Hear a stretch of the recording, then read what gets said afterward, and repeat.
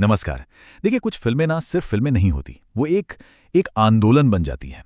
लोगों की बातचीत का हिस्सा, उनकी सोच का हिस्सा और कभी-कभी तो बड़े विवादों का भी।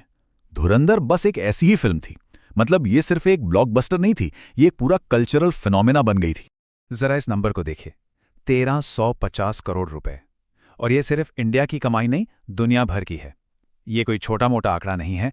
ये इस बात का सबूत है कि धुरंधर ने किस स्केल पर लोगों को अपनी तरफ खींचा था।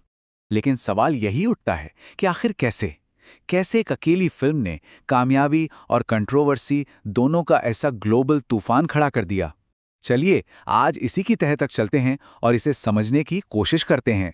तो हमारी आज की पड़ताल कुछ इस तरह होगी। सबसे पहले बात करेंगे बॉक्स ऑफिस पर आई इसकी सुनामी की। फिर हम इसकी कहानी के अंदर गोता लगाएंगे और देखेंगे कि कैसे रील की दुनिया असल जिंदगी से जा मिलती है। इसके बाद हम प्रोपोगेंडा पर हुई जो तीखी बहस है उसे समझेंगे और आखिर में ये जानेंगे कि ये सिर्फ एक फिल्म से बढ़कर एक कल्चरल फिनोमेना कैसे बन गई। तो चलिए शुरू करते हैं पहले हिस्से से और देखते हैं कि इसकी कमर्शियल सक्सेस का पैमाना आखिर कितना बड़ा था।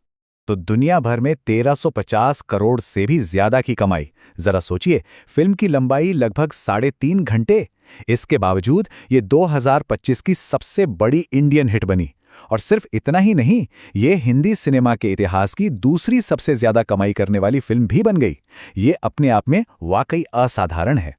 तो आखिर इस स्पाई थ्रिलर की कहानी में ऐसा था क्या जिसने ऑडियंस को अपनी सीट से हिलने तक नहीं दिया? फिल्म का जो कोर आइडिया है वो काफी स्ट्रेट फॉरवर्ड है। एक भारतीय जासूस हमजा पाकिस्तान जाता है। उसका मिशन क्या है? कराची के खतरनाक क्रिमिनल वर्ल्ड और पॉलिटिक्स में घुसपैठ करना और वहां से ऑपरेट कर रहे एक टेरर नेटवर्क को जड़ से उखाड़ फेंकना। और यहीं से ये कहानी एक बहुत ही दिलचस्प मोड़ लेती है। एक ऐसी जगह जहां फिक्शन और रियलिटी के बीच की जो लाइन है वो धुंधली होने लगती है। देखिए, फिल्म की कहानी सिर्फ कल्पना की उड़ान नहीं है। इसकी जड़ें साउथ एशिया की कुछ सबसे बड़ी जियोपॉलिटिकल घटनाओं में हैं। 1999 के कंधार प्लेन हाईजैक से लेकर 2001 के पार्लियामेंट अटैक और 2008 के मुंबई हमलों तक, इन सब घटनाओं की गूंज फिल्म में सुनाई देती है, जो इसे एक डिस्टर्बिंग रियलिटी के बहुत करीब ले आती है।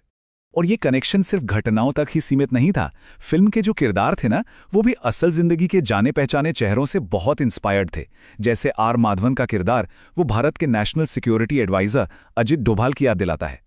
तो वहीं संजय दत्त का किरदार कराची के एक बहुत ही जांबाज पुलिस अफसर चौधरी असलम खान पर आधारित है।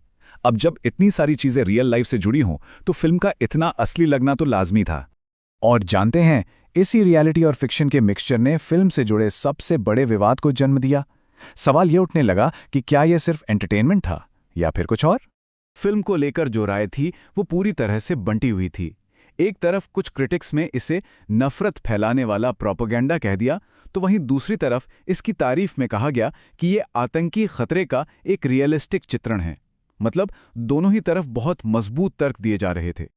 जो लोग इसे प्रोपेगेंडा कह रहे थे, उन्होंने कुछ खास बातों पर उंगली उठाई, जैसे कि फिल्म का फैक्ट और फिक्शन को इस तरह मिलाना कि सच क्या है पता ही न चले, सरकार के एक बड़े अधिकारी का महिमा मंडन करना, नया भारत जैसे पॉलिटिकल स्लोगन का इस्तेमाल और कराची को एक खास किस्म की नेगेटिव लाइट में दिखाना।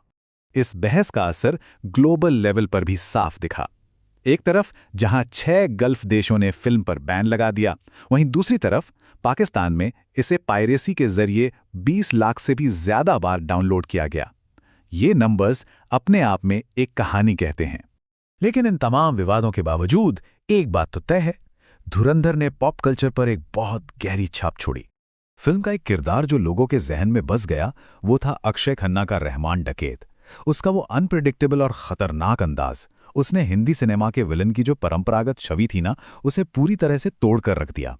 और फिर था फिल्म का वो गाना फासला। अब ये सिर्फ एक गाना नहीं था, ये अपने आप में एक कोड था। इसका जो टाइटल है FA9LA, ये असल में एक अरेबिक चैट स्लैंग है। इसमें जो नंबर 9 है वो अरेबिक लेटर स्वाद को दिखाता है। और बहरीनी स्लैंग में फासला का मतलब होता है दिमाग की एक ऐसी हालत जब इंसान दुनिया से कटा हुआ, सनकी या कहें कि अनहिंज्ड महसूस करता है। तो जब गाने में किरदार कहता है अना फासला, तो वो असल में ये कह रहा है कि मैं ही फासला हूं। मतलब मैं ही वो अनकंट्रोलेबल अनप्रेडिक्टेबल स्टेट हूं। ये उस गैंगस्टर के किरदार के लिए एकदम परफेक्ट लाइन थी जिसने उसके कैरेक्टर को एक अलग ही लेवल की गहराई दे दी। तो देखिए, धुरंधर अब सिर्फ एक फिल्म नहीं रही, ये एक पूरा यूनिवर्स बन रही है। सीक्वल भी आ चुका है। तो बड़ा सवाल अब यही है कि क्या ये भारत की अपनी जेम्स बॉन्ड जैसी फ्रेंचाइजी बनने की राह पे है? खैर, इसका जवाब तो शायद हमें आने वाले वक्त में ही मिलेगा।